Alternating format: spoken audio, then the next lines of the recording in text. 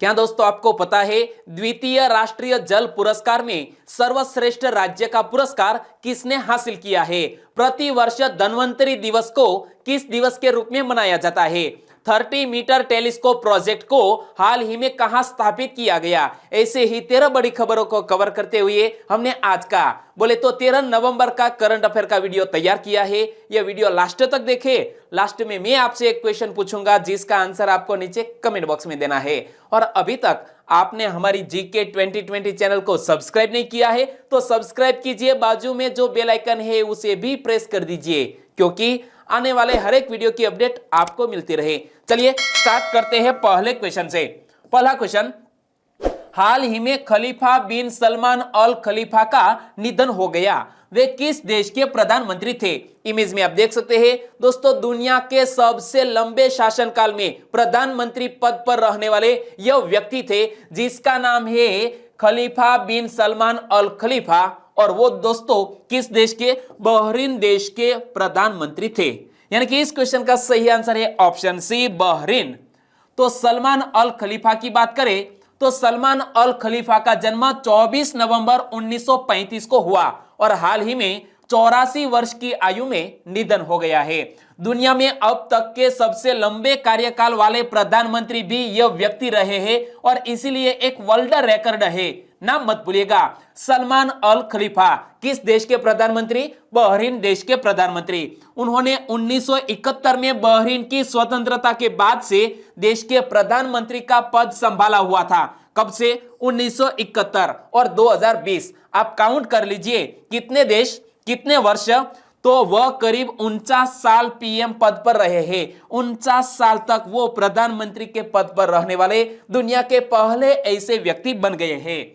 और बात करते हैं बहरीन देश के, तो आप मैप में देखिए, यहां पर है हमारा भारत, यहां गल्फ ऑफ ओमान और यहां दोस्तों यह एक खाड़ी देश है बहरीन।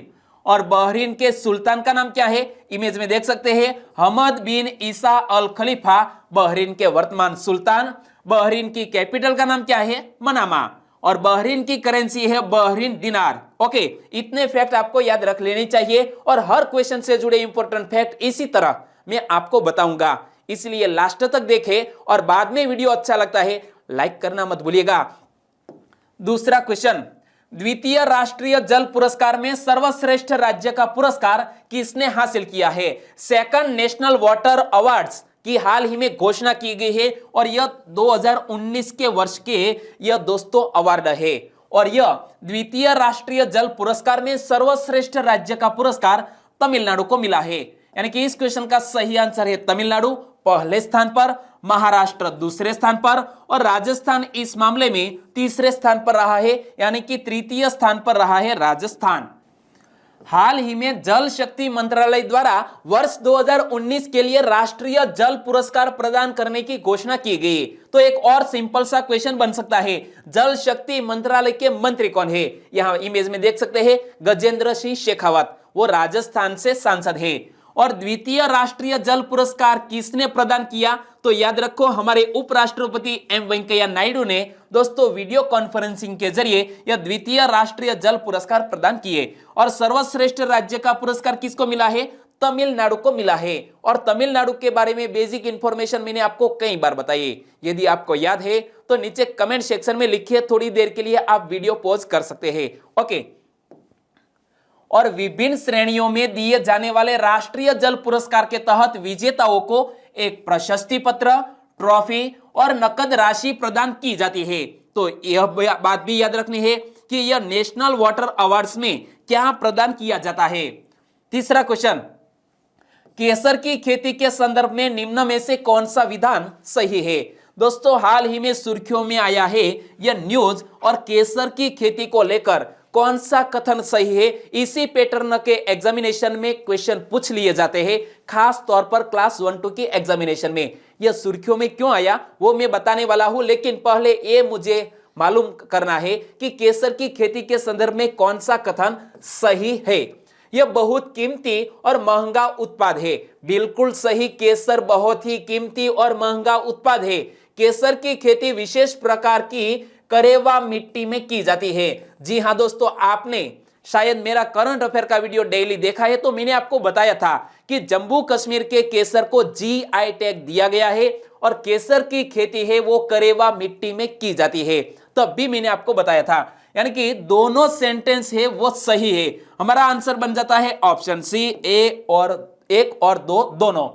तो हाल ही में सिक्किम के दक्षिणी भाग यांग में केसर के पौधों में पुष्पों का विकास प्रारंभ हो गया है और यहां केसर की खेती के केंद्र सरकार द्वारा पूर्वोत्तर क्षेत्र में केसर की खेती की अनुकूलता का पता लगाने के लिए शुरू की गई एक परियोजना के अंतर्गत हो रहा है। यहां पर पढ़िए, केसर की खुशबू अब देश के उत्तर पूर्व प्रांतों से भी जुड़ेगी, यानी कि हाल ही में सिक्किम में इस तरह का ट्रायल लिया गया और हमारे भारत देश में सिर्फ 7 या 8 टन यह केसर पैदा होता है, लेकिन सामने मांग कितनी रहती है? 100 टन की, यानी कि इसीलिए इसका उत्पाद बढ़ाना चाहिए और इसे केंद्र सरकार ने हाल ही में इस तरह का कदम उठाया। तो प्राचीन संस्कृत साहित्य में केसर को बहुकम कहा गया है। क्या? बहुकम। और समुद्र तल से 2000 मीटर की ऊंचाई केसर की खेती के लिए अनुकूल होती है, यानी कि 2000 मीटर की ऊंचाई पर यह केसर की खेती की जा सकती है और भारत में लगभग 6 से 7 टन केसर की खेती होती है, जबकि मांग कितनी है?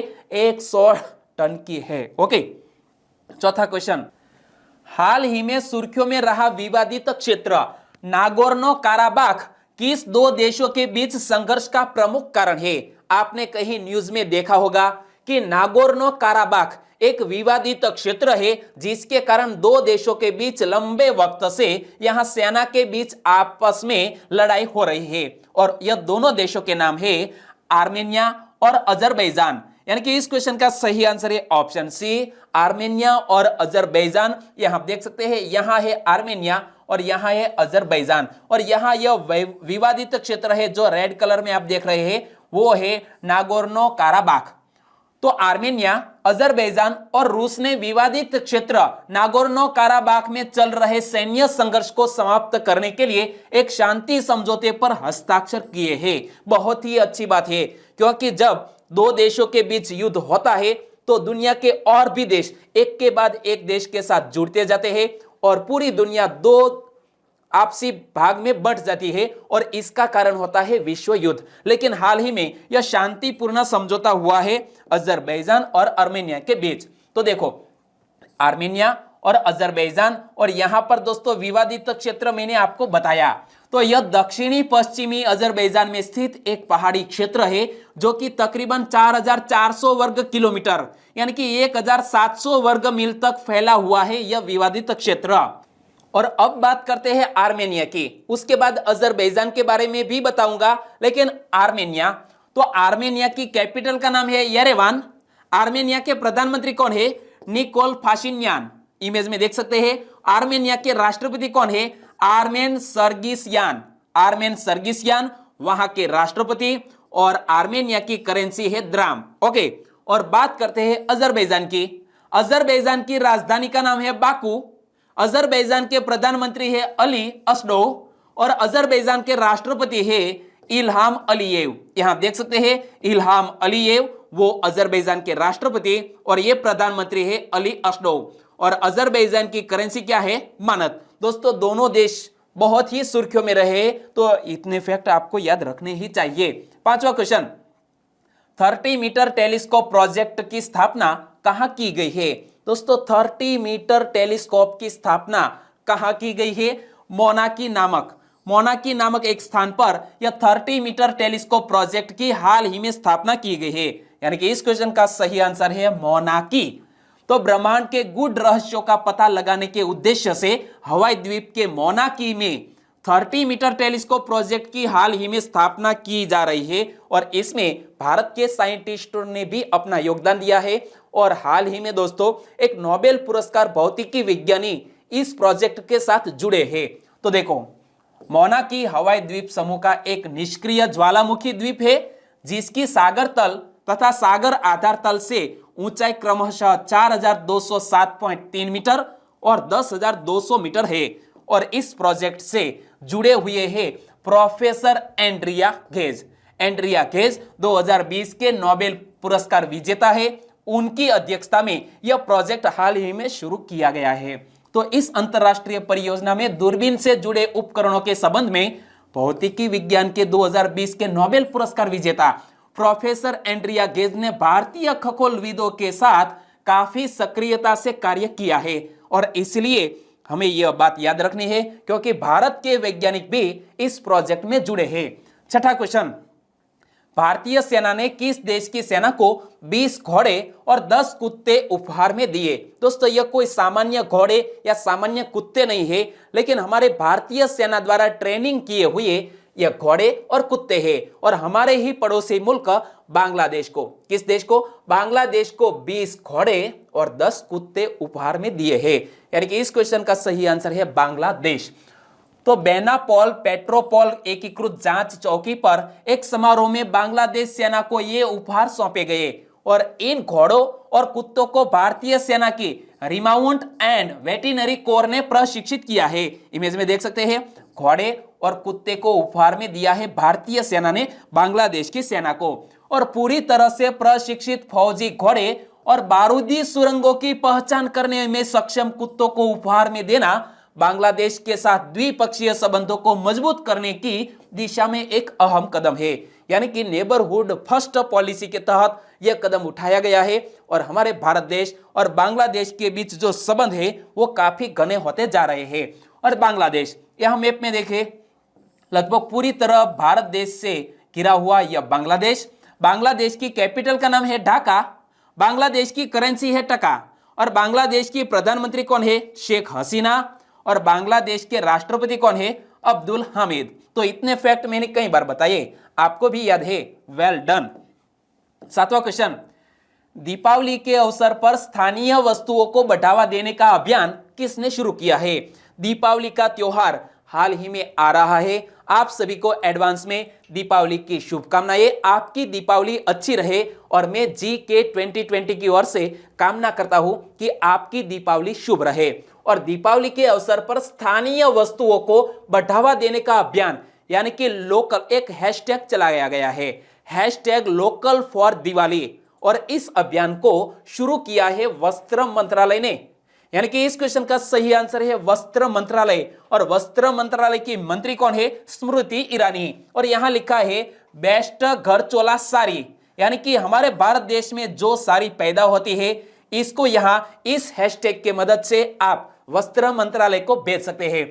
तो हमारी केंद्रीय वस्त्र मंत्री कौन है? स्मृति ईरानी। उन्होंने लोगों से अनुरोध किया है कि वे स्थानीय बुनकरों और दस्तकारों को प्रोत्साहन देने के लिए दीपावली के अवसर पर उनकी बुनाई हुई चीजों को खरीदे। यानी कि दोस्तों लोकल फॉर वोकल के तहत हमारे स्थानीय लोगों को भी रोजगार के अवसर पैदा होते हैं।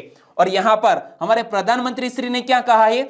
इस दिवाली गर्व के साथ खरीदे लोकल सामान। हमारे प्रधानमंत्री जी ने हमारे भारत देश की जनता को यह अनुरोध किया है। तो प्रधानमंत्री श्री नरेंद्र भाई मोदी ने देशवासियों से भारतीय उत्पादों का इस्तेमाल करने और इसके बारे में लोगों के बीच जागरूकता पैदा करने की एक अपील की है। आठवां क्वेश्चन, 17वें आसियान भारत शिखर सम्मेलन की सह अध्यक्षता किसने की? दोस्तों हाल ही में 17वें आसियान भारत शिखर सम्मेलन की सह अध्यक्षता एक तो हमारा भारत देश था, तो भारत देश के मुखिया ऐसे श्री नरेंद्र भाई मोदी और इनके साथ एक और देश और उनके मुखिया यानी कि उस देश के प्रधानमंत्री यूएन जुआन फुक, दोनों ने मिलकर यह 17वें आसियान भारत शिखर सम्मेलन की अध्यक्षता की है। यानी कि इस क्वेश्चन का सही आंसर है नरेंद्र मोदी और गुयेन जुआन फुक। लेकिन आपको तो पता है कि भारत के प्रधानमंत्री नरेंद्र मोदी, लेकिन गुयेन जुआन फुक किस देश के प्रधानमंत्री है? दोस्तों आपको याद है तो नीचे कमेंट सेक्शन में लिखिए। चलो मैं आपको बता देता हूं, वियतनाम के प्रधानमंत्री है गुयेन जुआन फुक।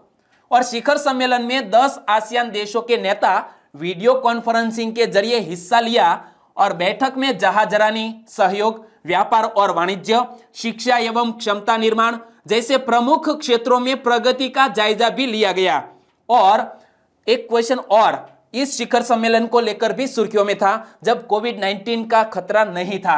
2020 में 17वें आसियान शिखर सम्मेलन का आयोजन किस देश में किया जाएगा? तो वियतनाम देश में किया जाने वाला था, लेकिन अब इसे वर्चुअली तरीके से आयोजित किया गया है। और बात करते हैं वियतनाम देश की, तो यहां मैप में देख सकते हैं वियतनाम देश।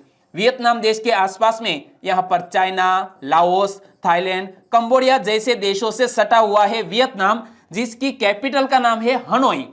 और वियतनाम के राष्ट्रपति कौन है? गुयेन फू ट्रांग। और वहां के प्रधानमंत्री है गुयेन जुआन फुक। यहां आप देख सकते हैं वहां उस देश के प्रधानमंत्री और उस देश के राष्ट्रपति। और वियतनाम की करेंसी क्या है? डोंग। और वियतनाम का प्रमुख धर्म है बौद्ध धर्म, और जनसंख्या का लगभग 85% हिस्सा बौद्ध धर्म से ताल्लुक रखता है वियतनाम में। 9वां क्वेश्चन, हर साल विश्व निमोनिया दिवस कब मनाया जाता है? दोस्तों, वर्ल्ड न्यूमोनिया डे प्रति वर्ष मनाया जाता है 12 नवंबर को, यानी कि कल ही वर्ल्ड न्यूमोनिया डे मनाया गया। और हमारे भारत देश में और अन्य देशों में दोस्तों न्यूमोनिया बच्चों के मृत्यु का एक प्रमुख कारण भी है, और इसीलिए यह दिवस मनाया जाता है इस बीमारी से जुड़ी जागरूकता फैलाने के लिए। कब मनाया जाता है? 12 नवंबर। तो 12 नवंबर बोले तो विश्व न्यूमोनिया दिवस, और यह दिन निमोनिया के बारे में जागरूकता बढ़ाने, रोकथाम और उपचार को बढ़ावा देने और बीमारी से निपटने के लिए कार्यवाही करने के लिए यह दिवस मनाया जाता है प्रति वर्ष। लेकिन यह दिवस मनाने की शुरुआत कब हुई? तो यह दिन पहली बार वर्ष 2009 में मनाया गया, यानी कि 12 नवंबर 2009 को पहली बार वर्ल्ड न्यूमोनिया डे मनाया गया था। और इसके बारे में एक रिपोर्ट भी सामने आई है, और हमारे भारत देश में एक चौंकाने वाला खुलासा भी हुआ है, न्यूमोनिया बीमारी से जुड़ा हुआ है। क्या बात है? देखो, निमोनिया के कारण 2018 में 5 वर्ष से कम उम्र के बच्चों की मौतों के मामले में भारत पूरे विश्व में दूसरे स्थान पर है, और नाइजीरिया इस मामले में पहले स्थान पर है। तो हमारे भारत देश में एक प्रमुख कारण है न्यूमोनिया, जिसके कारण बच्चों की मौत हो जाती है। और यह रोग अब सुसाध्य है और इससे बचाव भी संभव है। इसके बावजूद वैश्विक स्तर पर हर 39 सेकंड में एक बच्चे की मौत हो जाती है इस सब बीमारी के कारण। है नहीं चौंकाने वाला खुलासा? 10वां क्वेश्चन, दुनिया का पहला 6th जनरेशन एक्सपेरिमेंटल सैटेलाइट किसने लॉन्च किया? दोस्तों, दुनिया का पहला 6th generation experimental satellite launch किया है हमारे ही पड़ोसी मुल्क चीन देश ने। यानी कि इस क्वेश्चन का सही आंसर है ऑप्शन ए, चीन देश ने यह 6th जनरेशन का सैटेलाइट का एक्सपेरिमेंटल सैटेलाइट लॉन्च किया है। तो चीन ने दुनिया के पहले 6th जनरेशन एक्सपेरिमेंटल उपग्रह को अंतरिक्ष में भेजा, और रिपोर्ट के अनुसार यह तकनीक 5G की तुलना में 100 गुना तेज होने की उम्मीद है। यानी कि 5G के जरिए हमारे मोबाइल में या तो लैपटॉप में, कंप्यूटर में जितनी स्पीड आती है उनसे 100 गुना तेज स्पीड इस जनरेशन से मिल सकती है। उपग्रह में प्रौद्योगिकी भी है जो फसल आपदा निगरानी और जंगल की आग की रोकथाम करने के लिए भी उपयोग किया जा सकता है इस सैटेलाइट का। और दोस्तों, हमारे भारत देश में और पूरे विश्व में आपको भी पता है कि जलवायु परिवर्तन के कारण बहुत से तूफान उठ रहे हैं, बहुत सी ऐसी प्राकृतिक आपदाएं आ रही है, तो इसके सामने भी संरक्षण मिलेगा इस उपग्रह की मदद से। और बात करते हैं चीन देश की, तो आप मैप में देखिए, ए है चीन देश, जिसके आसपास में कौन कौन से देश स्थित है? तो रूस, मंगोलिया, कजाकिस्तान, किर्गिस्तान, ताजिकिस्तान, और यहां पर दोस्तों नेपाल, भारत और भूटान जैसे देशों से जुड़ा हुआ है। ओके, और चीन की कैपिटल का नाम है बीजिंग, चीन की करेंसी है रेनमिनबी, और चीन के राष्ट्रपति कौन है? Xi Jinping. 11वां क्वेश्चन, 1809 में रणजीत सिंह और किसके बीच अमृतसर की संधि हुई? दोस्तों, पहले तो आपको लगता होगा यह हिस्ट्री से जुड़ा हुआ क्वेश्चन है, बिल्कुल सही बात, लेकिन महाराजा रणजीत सिंह जी का जन्म आज 13 नवंबर को हुआ था, और इसीलिए यह क्वेश्चन मैंने सेट किया है। तो महाराजा रणजीत सिंह और दोस्तों अमृतसर की संधि महाराजा रणजीत सिंह जी और अंग्रेजों के बीच हुई थी, यानी कि इस क्वेश्चन का सही आंसर था ऑप्शन सी, अंग्रेजों। और बात करते हैं महाराजा रणजीत सिंह जी की, इमेज में देख सकते हैं, जिनका जन्म 13 नवंबर 1780 में हुआ। कहां हुआ? तो गुजरावाला में हुआ, जो कि अब पाकिस्तान में स्थित है, और वे पंजाब के सिख राज्य के संस्थापक और महाराजा थे। उन्होंने तकरीबन 4 दशक यानी कि 1801 से लेकर 1839 तक वो शासन करते रहे पंजाब राज्य ने, यानी कि 40 साल तक शासन किया था। और उस समय अंग्रेजों का राज्य विस्तार दिल्ली तक हो चुका और बाद में रणजीत सिंह जी ने राजनीतिक सूझबूझ का परिचय दिया और अंग्रेजों से 1809 में चिरस्थायी मैत्री संधि कर ली, जो अमृतसर की संधि के नाम से विख्यात है। और हम बात करते हैं जब महाराजा रणजीत सिंह जी की, तो उसके जमाने में दोस्तों एशिया की सबसे बड़ी दूसरे नंबर की सेना महाराजा रणजीत सिंह जी के पास थी और उनके पास दोस्तों एक तोपखाना भी था लाहौर में, जिसके एक प्रमुख अधिकारी एक मुसलमान को स्थापित किया गया। ओके, 12वां क्वेश्चन, नरेंद्र मोदी ने दिल्ली के जवाहरलाल नेहरू विश्वविद्यालय में किसकी प्रतिमा का अनावरण किया? जी हां दोस्तों, हमारे प्रधानमंत्री जी ने जेएनयू के परिसर में हमारे भारत देश के महापुरुष जिसके जन्म दिवस को राष्ट्रीय युवा दिवस के रूप में भी मनाया जाता है, तो उनकी प्रतिमा का हाल ही में अनावरण किया है। यानी कि इस क्वेश्चन का सही आंसर है ऑप्शन डी, स्वामी विवेकानंद जी की। और यहां आप इमेज में देख सकते हैं स्वामी विवेकानंद जी की प्रतिमा का जेएनयू में हमारे प्रधानमंत्री जी ने लोकार्पण किया। तो प्रधानमंत्री श्री नरेंद्र भाई मोदी ने जवाहरलाल नेहरू विश्वविद्यालय में स्वामी विवेकानंद की प्रतिमा का वीडियो कॉन्फ्रेंसिंग के माध्यम से अनावरण किया। और इस अवसर पर शिक्षा मंत्री, हमारे शिक्षा मंत्री कौन है? डॉक्टर रमेश पोखरियाल निशंक भी इस अवसर पर उपस्थित रहे। और बात करते हैं स्वामी विवेकानंद की, तो इनसे जुड़े हुए 3 मोस्ट इंपोर्टेंट क्वेश्चन बन सकते हैं कि प्रति वर्ष 12 जनवरी को राष्ट्रीय युवा दिवस क्यों मनाया जाता है? क्योंकि 12 जनवरी स्वामी विवेकानंद जी का जन्म दिवस है। इसी अवसर पर हम प्रति वर्ष राष्ट्रीय युवा दिवस मनाते हैं, नेशनल यूथ डे। और राष्ट्रीय युवा दिवस मनाने का उद्देश्य क्या है? स्वामी विवेकानंद के महान विचारों के प्रति जागरूकता फैलाना। राष्ट्रीय युवा दिवस कब से मनाया जाता है? 1985 से प्रति वर्ष 12 जनवरी को मनाया जाता है नेशनल यूथ डे। क्लियर? 13वां क्वेश्चन, धन्वंतरी जयंती को किस दिवस के रूप में मनाया जाता है? दोस्तों पिछले 5 सालों से धन्वंतरी दिवस को आयुर्वेद दिवस के रूप में मनाया जाता है। यानी कि इस क्वेश्चन का सही आंसर है आयुर्वेद दिवस। और इसी दिवस के अवसर पर हाल ही में दोस्तों कुछ नए कार्यक्रमों का आयोजन किया गया। तो वर्ष 2016 से धन्वंतरी जयंती पर आयुर्वेद दिवस का आयोजन किया जाता है। और इस वर्ष आयुर्वेद दिवस पर मुख्य ध्यान कोविड-19 महामारी के नियंत्रण में आयुर्वेद की भूमिका पर रहेगा। और इसीलिए कोविड-19 के चलते यह दिवस महत्वपूर्ण बन जाता है, आयुर्वेद दिवस। और हमारे प्रधानमंत्री श्री नरेंद्र भाई मोदी जी ने शुक्रवार को यानी कि आज ही जामनगर में आयुर्वेद शिक्षण और अनुसंधान संस्थान तथा जयपुर में राष्ट्रीय आयुर्वेद संस्थान का वर्चुअल माध्यम से उद्घाटन किया या तो करेंगे। और ये संस्थान 21वीं सदी में आयुर्वेद के विकास में वैश्विक नेतृत्व प्रदान करने में भूमिका निभाएंगे। एक कहां पर स्थित है? गुजरात के जामनगर में, और दूसरा स्थित है राजस्थान के जयपुर में, यानी कि पिंक सिटी में। और अब बात करते हैं लास्ट वीडियो के क्वेश्चन की। लास्ट वीडियो में मैंने आपसे क्वेश्चन पूछा था, 15वें वित्त आयोग ने 2021 से 26 की अवधि के लिए रिपोर्ट किसको सौंपी है? तो यह 15वें फाइनेंस कमीशन ने अपनी रिपोर्ट राष्ट्रपति को सौंपी है।